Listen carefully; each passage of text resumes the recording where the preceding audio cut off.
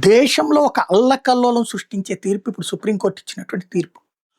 మనము ఒక టాబ్లెట్ వేసుకునేటప్పుడు, ఒక ఇంజెక్షన్ వేసుకునేటప్పుడు, పెన్సిలిన్ లాంటివి వేసేటప్పుడు అడుగుతారు మీకేమన్నా సైడ్ ఎఫెక్ట్స్ ఉన్నాయా? మీకు పెన్సిలిన్ పడుద్దా లేదా అని. ఏమో నాకు తెలీదంటే గనక ముందు ఒక టెస్ట్ చేస్తారు లైట్‌గా ఇచ్చి. ఏ ప్రాబ్లమ్ లేదు, అక్కడ ఏ దద్దుర్లు రాలేదంటే అప్పుడు ఇస్తారు. లేకపోతే ఇయ్యరు. అంటే ఒక మందుకి అంత సీరియస్ తీసుకునేటప్పుడు, ఒక తీర్పు ఇచ్చేటప్పుడు భవిష్యత్ పరిణామాలు ఎట్లుంటాయో ఆలోచించాలి.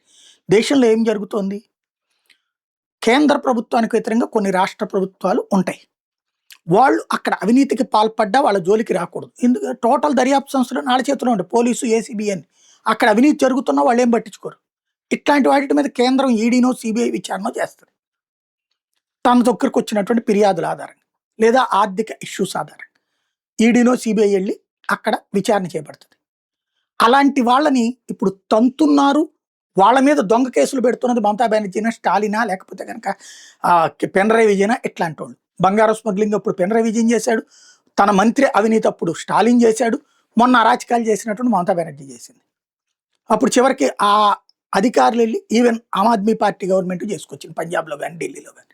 చివరికి కేంద్ర దర్యాప్తు అధికారులు వెళ్ళి రక్షణ కోసం కోర్టుల్లో కేసులు వేసుకోవాల్సిన కర్మ పట్టింది. అదంతా తెలుసు కదా! ఇదే న్యాయస్థానాలు పరిశీలించినాయి కదా!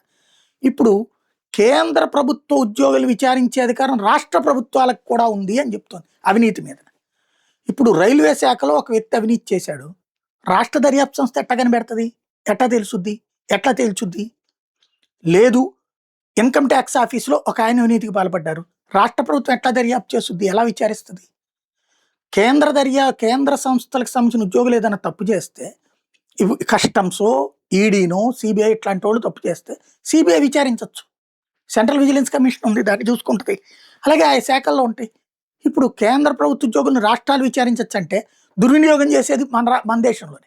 రాజకీయ దుర్వినియోగం దారుణంగా ఉన్నటువంటి దేశం. అట్లా తీర్పులు ఇచ్చేస్తే ఎట్లాగా? ఆలోచించుకోవాల్సినటువంటి అవసరం ఉంది కదా!